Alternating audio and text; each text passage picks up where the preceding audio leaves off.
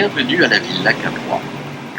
Dans un instant, vous allez entrer dans cet édifice, bâti entre 1929 et 1932 par l'architecte Malès Desbains pour le compte de Paul et Lucie Caprois. Auparavant, prenez le temps d'en apprécier l'extérieur.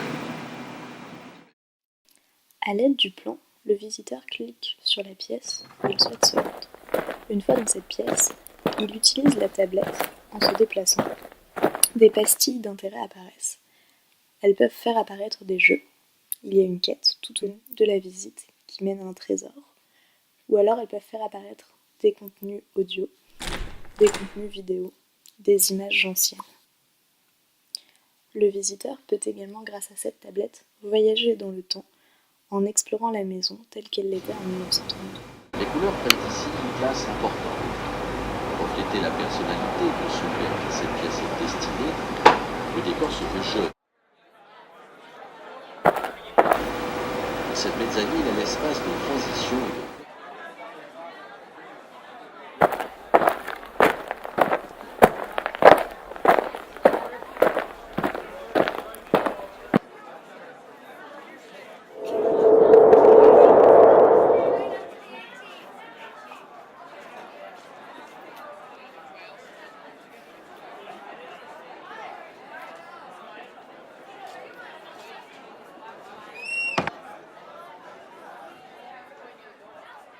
Donc à la base, on est sur un outil au niveau de la tablette qui est quand même très répandu. Donc la plupart des gens savent prendre en main ce type de dispositif. Ce qui est intéressant, c'est qu'on a dû se poser la question de comment présenter aux visiteurs l'état actuel et l'état ancien.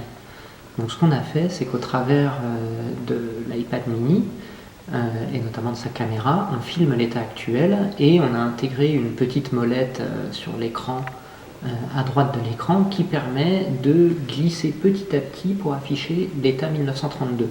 Ce qui permet de repositionner dans l'espace par rapport à ce qui est filmé sur la caméra, de repositionner les meubles dans l'espace et les différents éléments. Et par-dessus ça, on va ajouter des petites pastilles de contenu que les gens vont pouvoir viser. Et s'ils restent sur une pastille de contenu quelques secondes, le contenu va se déclencher de cette manière-là.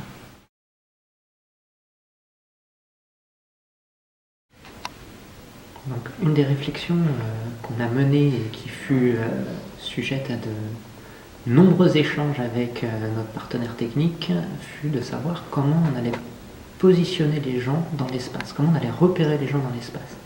Il faut savoir que la géolocalisation en intérieur, c'est quelque chose d'assez complexe. On a plusieurs méthodes pour réussir à localiser quelqu'un. À un moment, on a imaginé les plus farfelus, on a imaginé utiliser le même type de système que celui qu'utilise la Station Spatiale Internationale pour amarrer les navettes, à savoir elle utilise le repère des étoiles pour réussir à s'orienter et avoir une précision centimétrique. Donc à un moment donné, il y a quand même quelqu'un qui a proposé sur le projet de mettre des fibres optiques au plafond pour faire des constellations d'étoiles qui seraient en infrarouge, donc que les gens ne verraient pas, mais que la caméra de l'iPad détecterait. C'était extrêmement poussé, on n'est pas allé jusque-là, c'était très rigolo quand même d'avoir ces réflexions. Au final, ce qu'on a fait, c'est qu'on incite le visiteur à filmer un endroit précis de la pièce avec son iPad. Donc du coup, ça indique l'angle dans lequel il doit se positionner.